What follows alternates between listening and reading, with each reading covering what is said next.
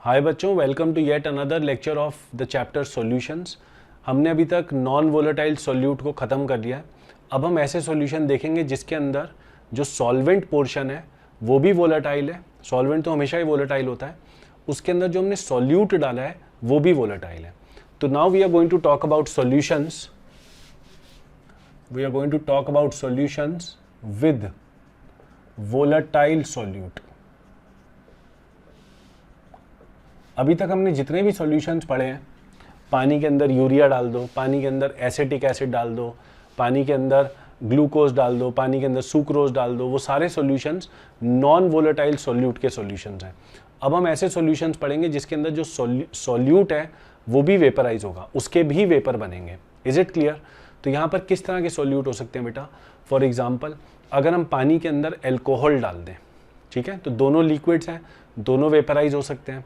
जैसे अगर हम बेंजीन के अंदर टॉलुइन डाल दें, ठीक है, तो दोनों के दोनों लिक्विड फॉर्म में दोनों वेपराइज हो सकते हैं। पिछली बार क्या था, जो सॉल्यूट था that was a solid solute, और सॉलिड सॉल्यूट वेपराइज नहीं होता, इसलिए उसको हमने नॉन वोलेटाइल बोला था।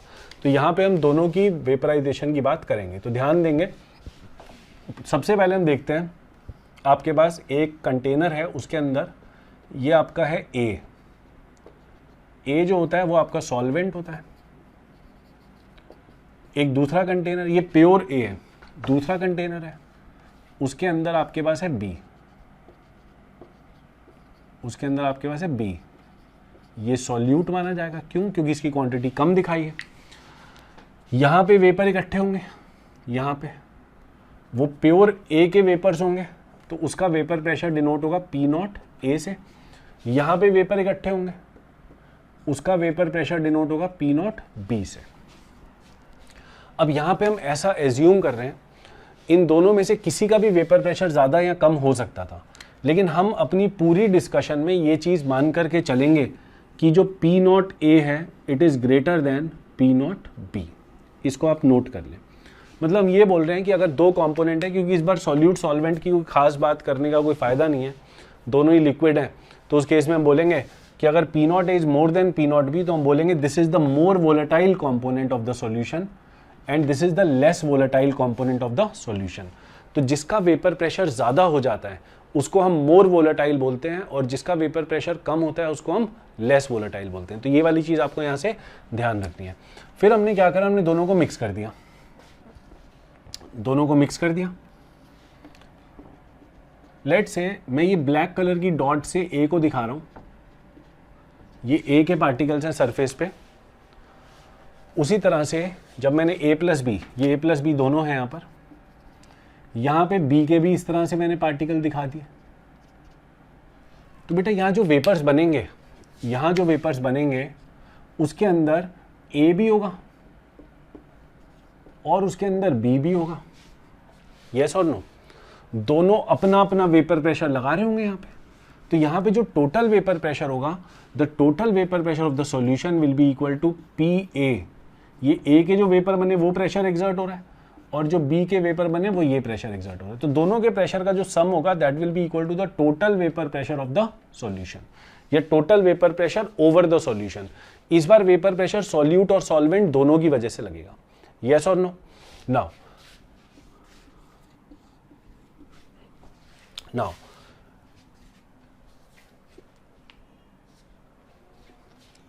चलो, अभी हम ये मान के चल रहे हैं कि जो सॉल्यूशन हमने बनाया है it is an ideal solution.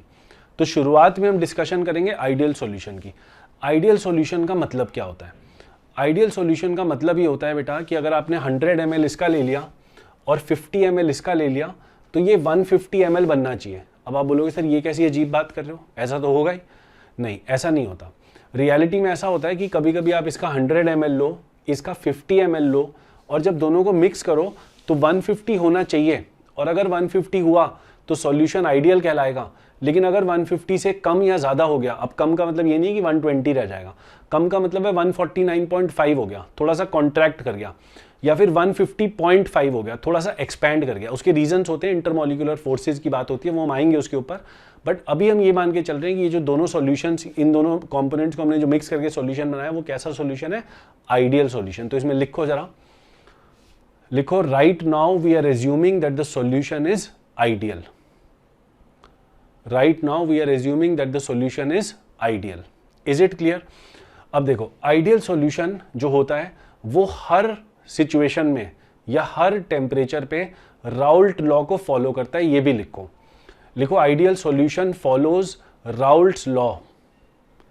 Ideal solution follows Raoult's law at all temperatures, at all temperatures.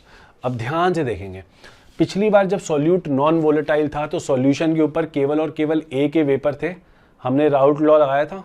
आप याद करो राउल्ट लॉ क्या बोलता था? राउल्ट लॉ बोलता था कि यहां पे जो ए का प्रेशर होगा that was directly proportional to the mole fraction of A. यहां पे जो ए की मोल फ्रैक्शन है उसके प्रोपोर्शनल होगा कि यहां पे ए के वेपर कितना प्रेशर एक्सर्ट करेंगे। अब इस बार केवल ये लिखने से काम नहीं चलेगा। This is from Raoult's law. Raoult's law यही, इसकी डेफिनेशन भी यही है, मैं आपको बता देता हूं एक बार। राउल्ट्स लॉ बोलता है किसी भी कंपोनेंट का जो पार्शियल प्रेशर है, यहां पर अगर मिक्सचर है तो बेटा इसको पार्शियल प्रेशर ही बोलेंगे, तो किसी भी कंपोनेंट का यहां पे जो पार्शियल प्रेशर है that is proportional to the mole fraction of that component in the solution. Is it clear? तो दूसरे के ऊपर अगर लगाया बी के ऊपर, तो बी का जो पार्शियल प्रेशर है वो आएगा directly proportional to X B या काई बी। और आपको तो पता ही है कि यहाँ पे कांस्टेंट ऑफ प्रोपोर्शनैलिटी लगेगा, यहाँ पे लगेगा पी नॉट ए और यहाँ पे लगेगा P not B. Is it clear? Is it clear? तो मोल फ्रैक्शन को देखने का एक तरीका और आ गया हमारे पास। कैसे?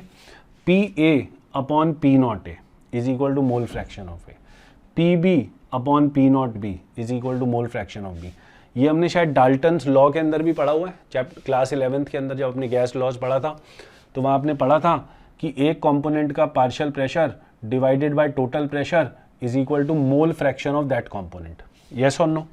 Now if you look at it, if you look at it and you put these values of PA and PB in this equation, तो ये टोटल प्रेशर जो आएगा सॉल्यूशन के ऊपर it will become P not A chi A plus P not B chi B। This is the first equation that you have to keep in mind. इसी इक्वेशन को हम और तरीके से भी एक्सप्रेस करना सीखेंगे।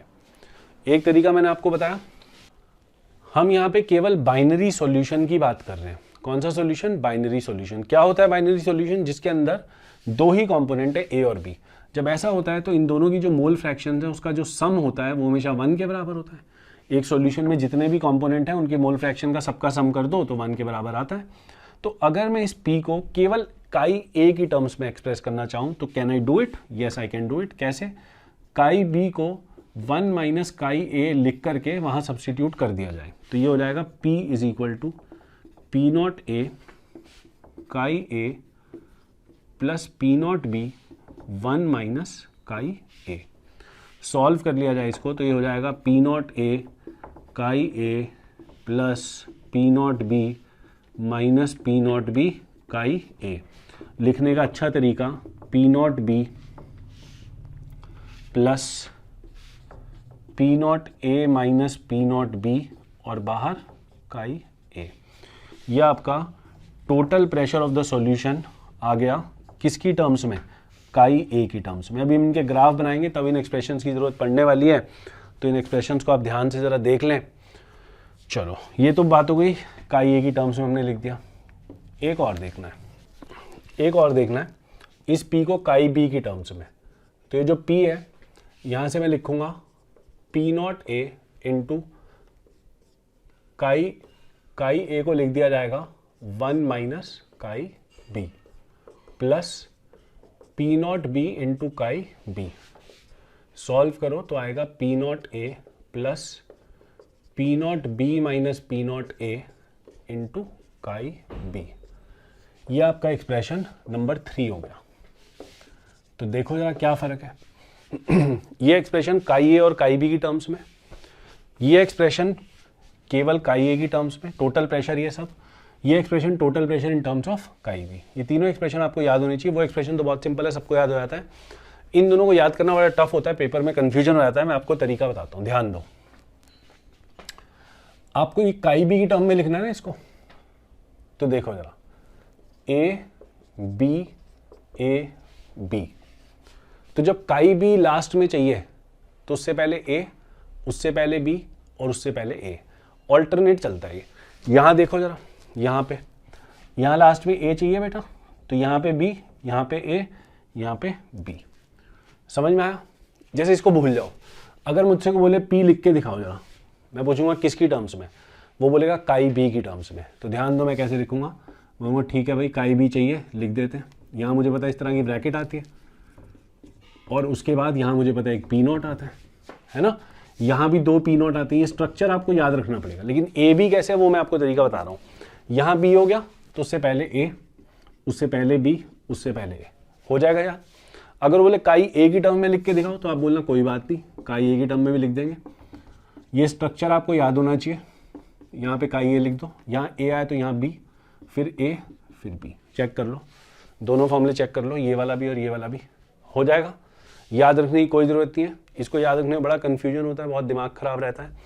चलो अब ये भी याद है आपको कि हम पी नॉट ए को ज़्यादा मानकर चल रहे हैं, किससे? पी नॉट बी से। इसका मतलब A is the more volatile component and B is the less volatile component. चलो बच्चों, इसके ग्राफ जो है ना बड़े इंपॉर्टेंट है। वोलेटाइल सॉल्यूट के केस में ग्राफ्स आर वेरी इंपॉर्टेंट। तो ग्राफ क्या बनाना है हमको? So we have to make the first graph जिसके अंदर यहाँ पे प्रेशर होगा और यहाँ पे काई ए होगा। ठीक है, तो मैं आपको जरा एक्सप्रेशन लिखता हूँ जिनको यूज़ करके हमको बनाना है। पी ए जो है it is P not A chi A. P B जो है it is P not B chi B. Chi B को मैं लिख सकता हूँ 1 माइनस काई ए, जिसको लिखा जा सकता है P not B minus P not B chi B.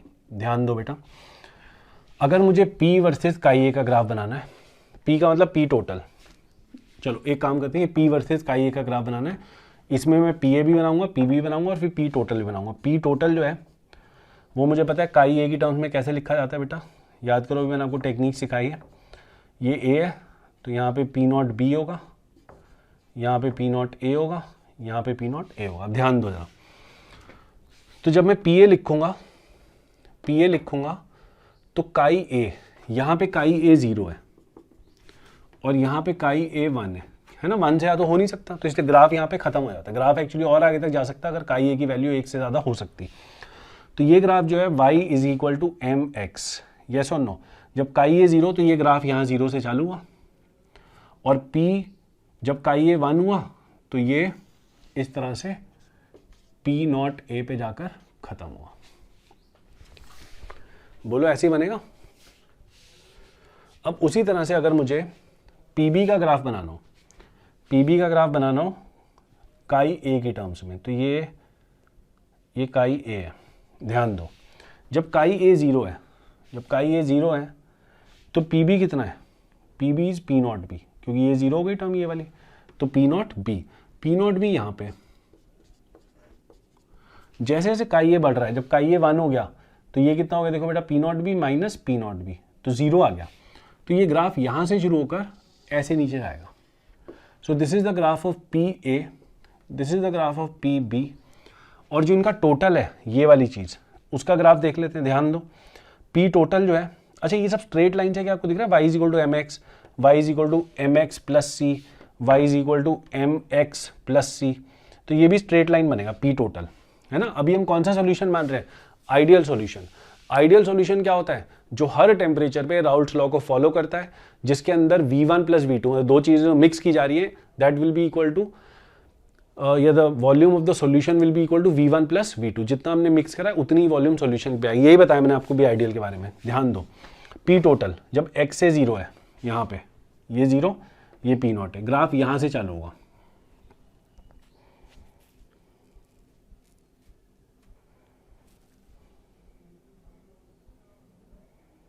Sorry बेटा, ये B है।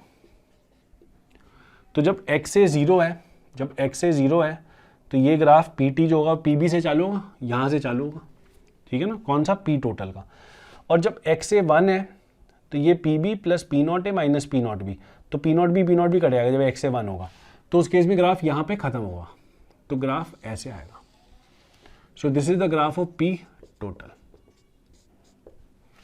Is it clear? Is it clear? बिल्कुल ऐसा ही ग्राफ आप कोशिश करें, इस एक्सिस के ऊपर एक्स भी लें। अच्छा,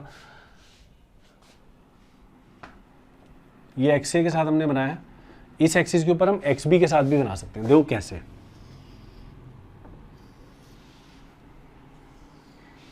अगर मैं यहां पर एक्स बी मान लूं, अगर मैं यहां पे एक्स बी मान लूं और इक्वेशन दोबारा लिखूं, तीनों की लिख रहा हूं दोबारा, देखो जरा, पी ए जो है that will be equal to P not A into X A की जगह मैं लिख रहा हूँ 1 माइनस एक्स ऑफ बी, क्योंकि मुझे एक्स बी की टर्म में चाहिए, तो होगा P not A minus P not A काई बी एक्स बी।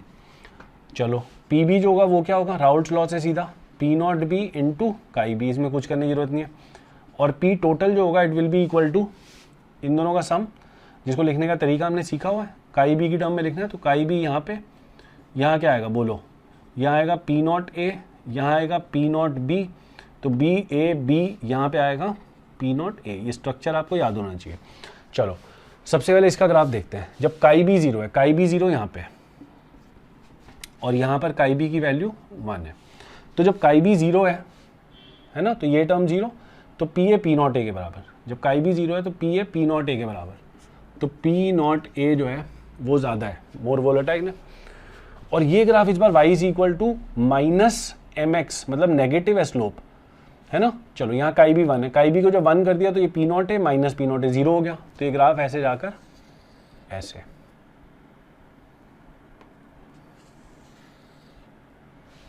बेटा यही वाली लाइन है, बस वो इस बार ऐसे हो गई, ठीक है। पी बी इस बार y is equal to M x type की है। जब एक्स बी 0 तो पी बी भी 0, जब एक्स बी 1 तो पी बी भी पी नॉट भी, तो ये ग्राफ ऐसे, ये पी बी। इसको देख लेते हैं, पी टोटल जो है जब एक्स बी 0 तो पी टोटल पी नॉट है, ग्राफ यहाँ से चालू होगा। और उसके बाद जब एक्स बी 1 हो जाएगा तो बेटा ये वाली टर्म 1 हो, ये वाली term P not B minus P not है प्लस पी नॉट है, ग्राफ ऐसे। So this is P total, this is P B, this is P A. Check कर लो, दोनों ग्राफ मैंने आपके सामने बना दिए। ये आइडियल सॉल्यूशन का केस है। नॉर्मली आपको ये वाला ग्राफ एनसीईआरटी वगैरह में देखने को मिलेगा, वो ग्राफ रेयर है, लेकिन फिर भी हमने एक बार कर लिया कि भैया हमको आना चाहिए एक बार। Is it clear? बना लोगे अब से ऐसे ऐसे ग्राफ्स अगर बनाने को आएंगे। चलो अब ध्यान दो जरा, आइडियल सॉल्यूशन के केस में बेटा ये वाले जो ग्राफ्स होते हैं, all the graphs of each component and also of the total pressure are straight lines। ये भी straight line, ये भी straight line, ये भी straight line। जब solution नॉन आइडियल हो जाएगा तो ये तीनों straight lines 3 curves में convert हो जाएंगी। लिखो इस चीज को अपनी कॉपी में। In case of non-ideal solutions, each of these graphs are not straight lines but curves। जैसे कि ये वाला ग्राफ अगर नॉन आइडियल के लिए बनाएंगे तो नॉन आइडियल 2 तरीके का होता है, मैं आपको हल्का सा आइडिया दे रहा हूँ कि ग्राफ कैसे मॉडिफाई हो सकता है। ये जो लाइन है ये वाली ऐसे कर्व बन जाएगी, ये जो लाइन है ये ऐसे कर्व हो जाएगी, और ये जो लाइन है ऐसे कर्व हो जाएगी। तो तीनों जो लाइंस थी वो ऊपर की तरफ उठ गई, देखो जरा, है ना। तो इस तरह की डेविएशन को हम बोलेंगे पॉजिटिव डेविएशन। मैं आपको इसके बारे में डिटेल में पढ़ाऊंगा, but for the timing you just have to remember कि अगर ये ग्राफ स्ट्रेट लाइंस है तो ये सॉल्यूशन आइडियल है। अगर ये ग्राफ कर्व में कन्वर्ट हो गया तो ये ग्राफ एक नॉन आइडियल सॉल्यूशन का बन जाएगा। वो कर्व इन लाइंस के ऊपर भी हो सकते हैं। अगर लाइंस के ऊपर चले गए सारे कर्व्स तो ऐसा सॉल्यूशन कहलाएगा non ideal solution showing positive deviation from Raoult's law.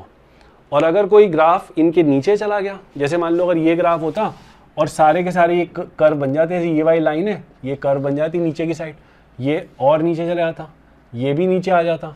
तो अगर ऐसी सिचुएशन आती तो इस केस में हम बोलते कि this is a deviation from Raoult's law and it is a negative deviation from Raoult's law.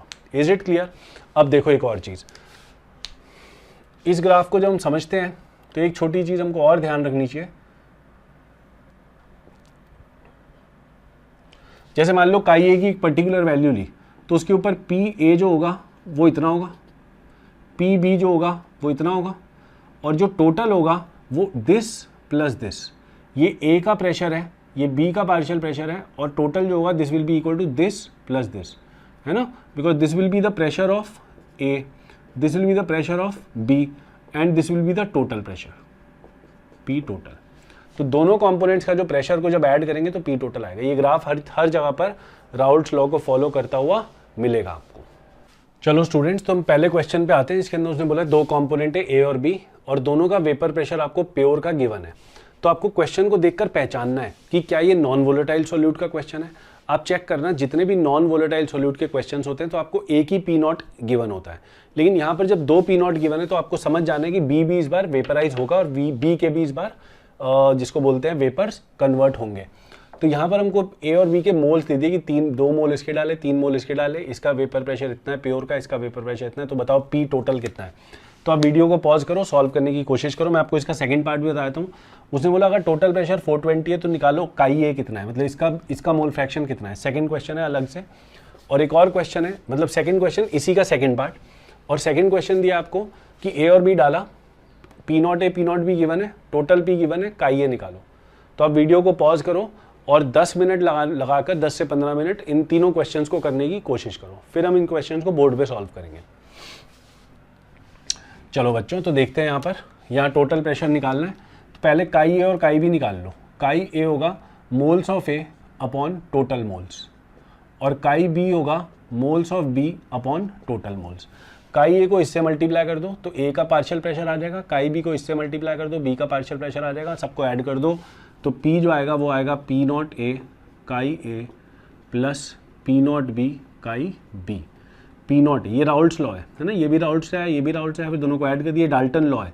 Dalton law partial pressure क्या बोलता है कि अगर कहीं पर दो गैसेज का मिक्सचर है, जैसे यहाँ पर ए और बी का मिक्सचर है, तो जो टोटल प्रेशर एग्जर्ट होगा सॉल्यूशन के ऊपर it will be the sum of partial pressure of A and partial pressure of B.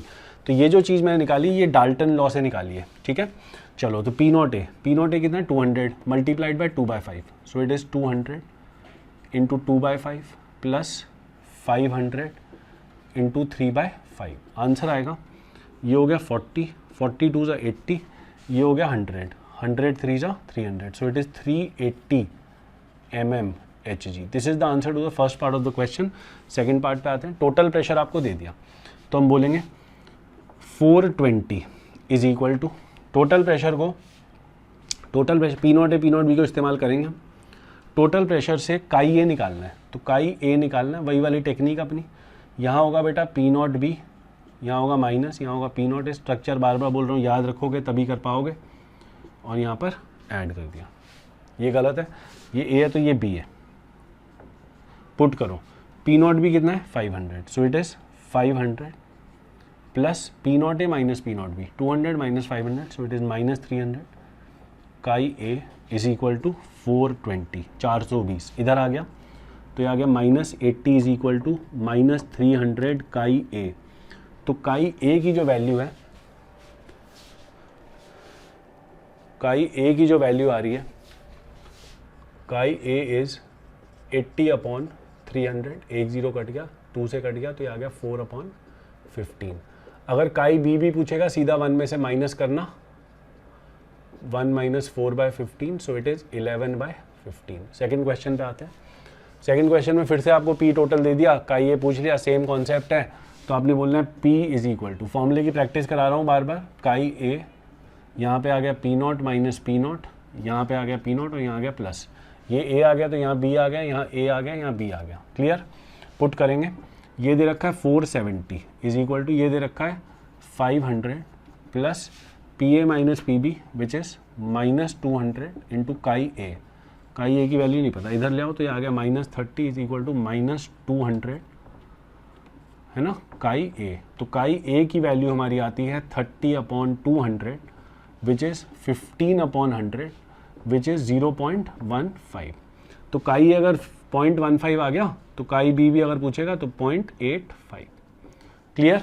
अब देखो, एक चीज़ मैं आपको जो बताना चाहूँगा वो ये है, एक का वेपर प्रेशर है या एक का प्योर का प्रेशर है 200, एक का है 500। आंसर कितना है बेटा? 380।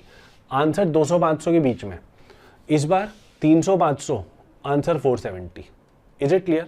तो मैं ये बताना चाहता हूँ कि अगर आपको इसकी लिमिट्स पता होंगी ना, P not A P not be पता होगा, तो जो सॉल्यूशन के ऊपर वेपर प्रेशर आएगा वो इन दोनों के बीचों बीच आएगा। मतलब बीचों बीच का मतलब है इन दोनों के बीच में आएगा। अगर आपसे बोले 300-500 मिलाया गया 550 हो सकता है, बोलना नहीं हो सकता। 300-500 मिलाया गया 250 हो सकता है, नहीं हो सकता। Is it clear what I am trying to say? तो जो सॉल्यूशन का वेपर प्रेशर आएगा it will be between these two values, ये एक्सट्रीम वैल्यूज, इनके बीच में कहीं पे आएगा आंसर। चलो बच्चों, तो आपके सामने मैंने एक क्वेश्चन लिखा है, आराम से इसको पढ़ें, इत्मीनान से वीडियो को पॉज करें और फिर सॉल्व करने की कोशिश करें, है ना। You don't have to move with the flow of the video, it is very difficult in that case. आप वीडियो को आराम से पॉज करके 3-4 मिनट लेकर क्वेश्चन को सॉल्व करें if you feel like. Okay, now look at the question. It says that P not A is equal to 300 mmHg, P not B is equal to 500 mmHg, molar mass A और B का दे रखा है 50 और 200। Vapour pressure निकालना है। पहले part में बोला अगर इक्वल मोल्स को मिक्स करा, और बी पार्ट में बोला अगर इक्वल मास को मिक्स करा इन दोनों के। तो हम शुरू करते हैं, आप अपनी कॉपी में करने की कोशिश करें। इक्वल मोल्स का तो बहुत ही आसान है। इक्वल मोल्स का मतलब कि mole fraction of A will be half and mole fraction of B will be half. तो आपने बस पुट करना है फॉर्मूले में, P is equal to P not A which is 300 into half plus P not B which is 500 into half. तो ये आ गया 150 प्लस 250, आंसर आ गया 400 mmHg। ध्यान दो बेटा, ये 300 ये 500, 300-500, आंसर आया 400। कब आएगा आंसर? जब मोलर रेशियो दोनों की क्या होगी? सेम।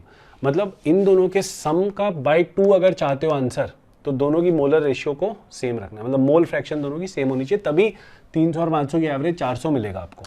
सेकंड पार्ट पे आते हैं।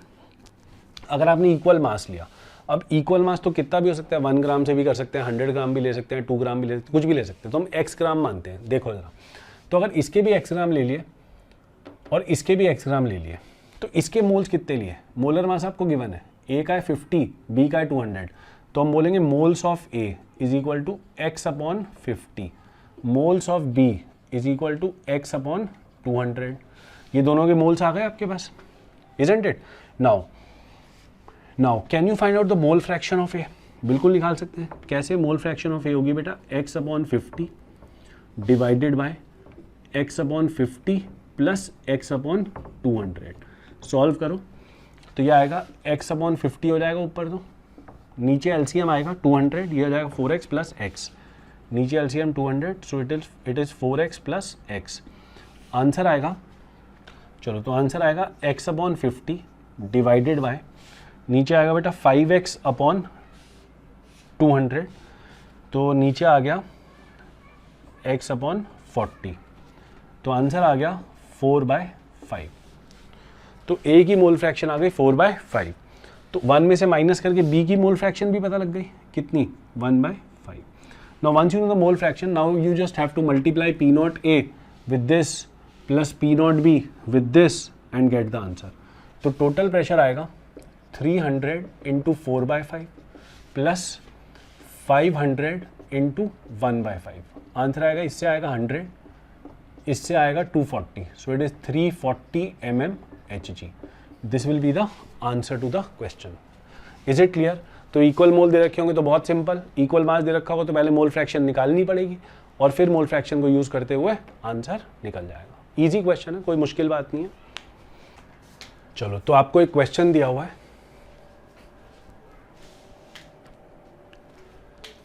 आपको एक क्वेश्चन दिया हुआ है, टोटल प्रेशर दे रखा है, आपको एक एक्सप्रेशन दिया हुआ है इस तरह से। आपसे बोला गया कि calculate P not A and P not B, take about 3 to 4 minutes, try to solve the question and then come back. Now please see, अगर आपको इस क्वेश्चन को करना है तो आपको फॉर्मूला याद होना चाहिए, है ना। अगर वो फॉर्मूला याद नहीं होगा तो दिक्कत हो जाएगी, मतलब मैं बिना फॉर्मूले के बता दूंगा और फॉर्मूले के साथ भी आपको बताता हूँ, तो ध्यान दो जरा। अगर हम बोलें कि इस P को मैं कंपेयर कराता हूँ अपनी उस XB वाली इक्वेशन से, जिसके साथ में एक चीज़ लिखी होती है P not minus P not, यहाँ A होता है, यहाँ B होता है, यहाँ पर P नॉट A होता है। तो अगर मैं इसको इससे कंपेयर कराऊँ तो आई कैन डू इट। मैं बोलूँगा भैया ये जो 5.3 है ये तो इसका काम कर रहा है, स्ट्रेट अवे आ गया कि P नॉट A आ गया 5.3 और this is equal to minus 2.3। देखो जरा, P not B minus P not A, ये XB का कोफिशिएंट है और यहाँ पे XB का कोफिशिएंट क्या है? Minus 2.3, so it is minus 2.3। इसको यहाँ से P नॉट A को सब्स्टिट्यूट कर दो, 5.3 उधर ले जाओ, तो P नॉट B जो आएगा वो 3 के बराबर आ जाएगा। चेक कर लो, आ गया आंसर। ये तो आ गया डायरेक्ट कंपैरिजन करके। एक और तरीका है, मैं अगर XB को 1 ले लूँ, अगर मैं XB को 1 ले लूँ इस इक्वेशन में, XB को 1 लेने का मतलब कि प्योर B हो गया, तो जो भी P आएगा वो P नॉट B के बराबर होगा। तो अगर XB को 1 रख दिया यहाँ पे, तो अगर मैं 1 रख दूँ तो देखो जरा P कितना आ रहा है, P आ रहा है 5.3 माइनस 2.3, आंसर आ रहा है 3। यही आपका P नॉट B के बराबर B लिखा जा सकता है। और अगर P नॉट B आ गया, फिर उसके बाद XB को 0 रख दो, है ना, XB को 0 रख दिया मतलब B है ही नहीं। XB को 1 रखा मतलब क्या कि सारा का सारा ही B है, तो जो ऊपर प्रेशर होगा वो कितना होगा, P नॉट B के बराबर। और जब XB को 0 रख दूंगा तो इसका मतलब B है ही नहीं, केवल क्या है A। तो अब जो टोटल प्रेशर आएगा वो देख लेते हैं, 5.3 माइनस 0, सो इट इज 5.3। ये सीधा कितना आ गया, P नॉट A के बराबर। तो दोनों ही मेथड आसान है ना, दोनों से सेम आंसर आ रहा है। आपके ऊपर डिपेंड करता है कौन सा मेथड आपको अच्छा लगता है। अगर आपको समझ में आ गया, मैं आपको एक क्वेश्चन दे रहा हूं, उसको आप करने की कोशिश करें। क्वेश्चन है P is equal to 26 minus 14 chi A। करें फटाफट से, करें इसको करने की कोशिश, देखें क्या आंसर आता है। P नॉट A और P नॉट B निकालना है, तो हम बोलेंगे P नॉट A, है ना। P नॉट A निकालने के लिए XA को 1 रख दो, तो अगर XA को 1 रख दिया तो it is 26 minus 14 is equal to 12। यहाँ पे मैंने XA को 1 रख के P नॉट निकाल लिया, P नॉट A। अगर मैं XA को 0 रख दूँ तो इसका मतलब ये जो P नॉट B आ जाएगा, है ना, टोटल प्रेशर B के बराबर, क्योंकि ये है ही नहीं इस बार, तो ये आएगा 26 minus 0, so it is 26 mmHg। Let's say it is in mmHg। Is it clear? 2 questions और बस आज की क्लास, उसके बाद खत्म। We have to do 2 more questions. चलो बच्चों, तो आज की क्लास का सेकंड लास्ट क्वेश्चन, ये क्वेश्चन जेई में एक बार पूछा जा चुका है, इसी तरह का क्वेश्चन था, शायद सेम ही वैल्यूज भी थी उसकी।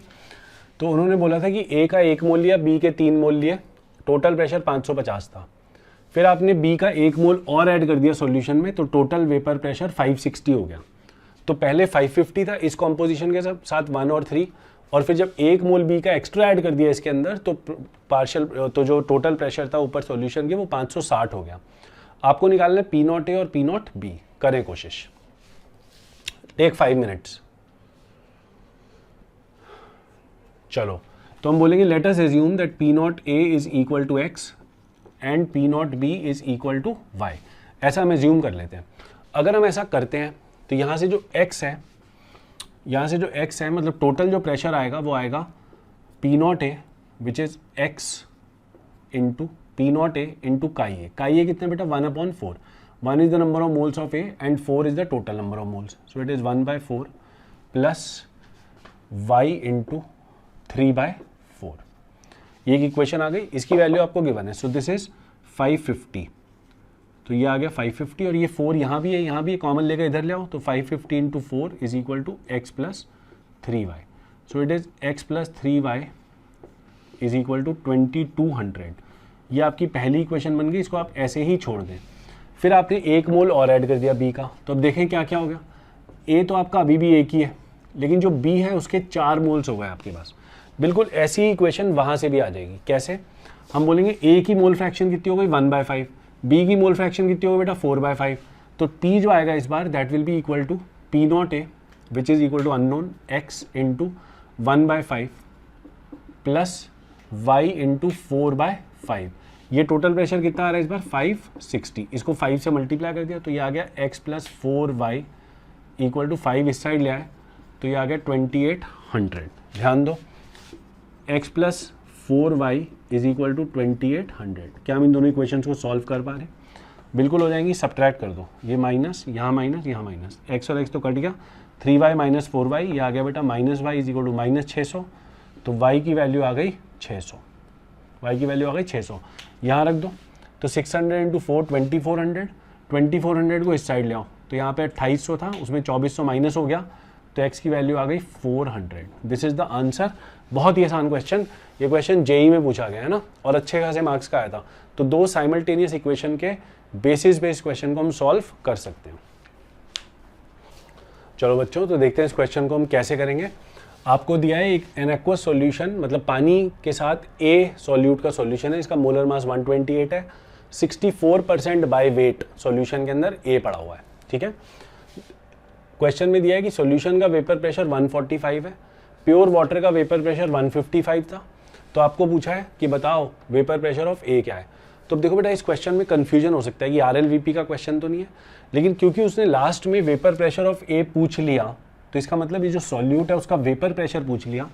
तो अगर ये नॉन वोलेटाइल सॉल्यूट होता तो उसका वेपर प्रेशर तो जीरो होता, लेकिन यहाँ पर क्योंकि वोलेटाइल सॉल्यूट होगा तो इसलिए हमको इस क्वेश्चन को जो भी मेथड अपने सीखा है उससे करना है। तो देखो जरा, इस बार दे दिया 64% बाय वेट, मतलब लिखेंगे इसका मतलब है 64 grams of A in 100 grams of solution.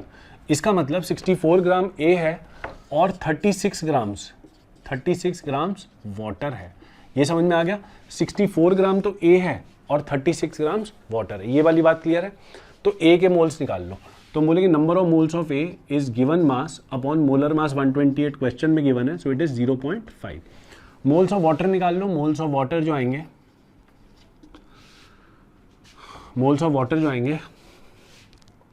ये मोल्स ऑफ ए है ना, वो सॉल्वेंट से कंफ्यूजन ना हो जाए इसलिए मैं इसको ऐसे लिख रहा हूँ। मोल्स ऑफ वाटर जो आएंगे वो आएंगे given mass upon molar mass, तो ये आ गया 2। ध्यान दो बच्चों, अब हमको सॉल्यूशन का वेपर प्रेशर गिवन है, प्योर वाटर का वेपर प्रेशर गिवन है ना। तो हम देखो लिखेंगे 145 सॉल्यूशन का वेपर प्रेशर। फॉर्मूला लगा रहा हूँ बेटा, P is equal to P not A chi A plus P not B chi B is equal to, ये वाटर है तो वाटर का पी नॉट कितना है 155 दे रखा है, 155 into chi A moles of water, मतलब मोल फ्रैक्शन ऑफ वाटर कितनी होगी बेटा 2 अपॉन टोटल मोल्स कितने हैं 2 plus 2.5 plus P not be कितना है मुझे नहीं पता, प्लस पी नॉट लिख देते हैं बस, इंटू ये जो ए है, देखो इसका नाम ही उसने ए रख दिया तो इसको थोड़ा चेंज कर देते हैं, है ना। ए का हमको नहीं पता तो ये हम लिखेंगे P not A into chi A. Chi ए तो हमको पता है कितना है बेटा, मोल fraction of A, moles of A which is 0.5 divided by total moles which is 2.5 plus ये वाटर है इस केस में, है ना। फ़र्क नहीं पड़ता, ए भी आप एक्सचेंज कर सकते हो, इसमें सॉल्यूट सॉल्वेंट का इतना बड़ा रोल नहीं है, तो इसमें एक ए और एक बी है, तो ये वाटर के लिए हमने यूज़ कर लिया। सो it is 155 into 2 upon 2.5। Solve करा तो ये आ गया P not A into 1/5 plus यहाँ से आ गया 2 अपॉन 2.5 होता है 4/5, है ना, इसको लिख दिया 4/5, ये कट गया, यहाँ से आ गया 31 4 जा कितना आता है बेटा 124, उसको उठाकर इधर ले आओ तो 124 इधर आ गया, तो यहाँ पे आ गया 21, है ना, 5 इधर आ गया, तो पी नॉट ए जो है वो आ गया 105 mmHg। This is the answer to the question and this question also came in JEE. तो अगर आपका इसका आंसर निकल आया था तो बहुत ही अच्छी बात है, ये जेई के क्वेश्चन में एडवांस के पेपर में पूछा गया है, ठीक है। तो यहाँ पे हमारा एक और पोर्शन वोलेटाइल सॉल्यूट्स वाला भी खत्म होता है। इसमें एक एडवांस सेक्शन में आपको पढ़ाऊंगा, है ना, या एक लेक्चर और लेंगे इसके अंदर, जिसके अंदर मिक्सचर होगा, कुछ पोर्शन CBSE रिलेटेड भी होगा और कुछ पोर्शन जो होगा वो जेई एडवांस और थोड़ा सा मेंस के हिसाब से होगा, ठीक है। तो thank you so much for watching and I hope that you are making notes properly and you are benefiting and please NCERT को साथ साथ पढ़ते रहें, NCERT के क्वेश्चन आप साथ साथ करते रहें। इस लेक्चर के बाद आपको NCERT में जितने भी सॉल्व्ड एग्जाम्पल और जितने भी एक्सरसाइजेज में क्वेश्चंस वेपर प्रेशर के दिखते हैं जो आपने अभी तक नहीं किए, जो मैंने आपको करने को नहीं बोला अभी तक, उन सब क्वेश्चंस को आप अटेम्प्ट कर लें, है ना, अब आपसे सब हो जाएंगे, ठीक है। Thank you so much for watching.